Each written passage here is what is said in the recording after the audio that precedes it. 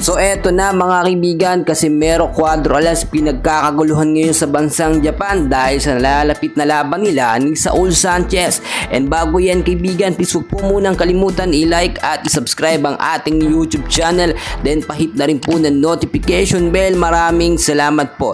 Ayon na rin sa update natin sa ating Angas ng Pinas mga kaibigan, ay nakuha na po niya ang kanyang timbang na 126 pounds kahit meron pang 11 days bago ang magiging laban nila ni Saul Sanchez. Nakita naman natin etong media sa Japan ay talagang tuwan-tuwa at pinagkakaguluhan ng ating Angas ng Pinas ngayon dahil nga po sa kanyang napakatinding ensayo at training na ginagawa na pinapakita pa po niya sa publiko. So bakit pinapakita ni Angas ng Pinas ang kanyang mga ensayo at training na ginagawa?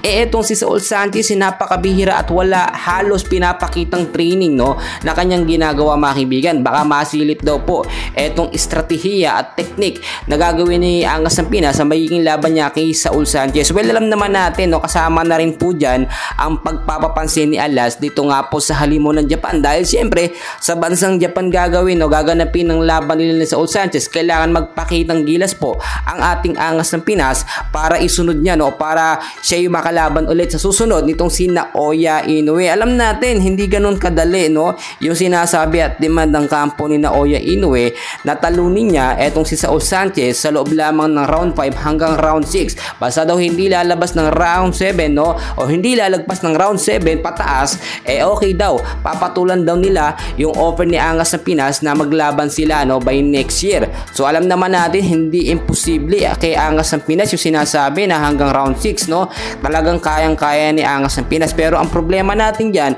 kapag lumagpas po ito ng round 7 o round 9 hanggang round 12, delikado po ang ating Angas ng Pinas mga kaibigan. Ang sinasabi ko dito ay yung posibleng bentang laban o lutong laban po ang mangyari. Baka kasi kapag decision na naging laban ay matalo ang ating Angas ng Pinas at buburan po ng Japan etong si Saul Sanchez para syempre matalo ang ating Angas ng Pinas, which is hindi papayagan yan ng kampo ni Casimero Cuadro Alas. Ayon din sa ating mga nakuhang updates ay kayang-kaya talagang talunin ni Angas ng Pinas etong si Saul Sanchez dahil naikumpara ng ilang mga sports analyst ang training na ginagawa nga daw po kahit noon pa nitong si Saul Sanchez. Kung ikukumpara dito kay Casimero Cuadro Alas na training ay ibang-iba po talaga.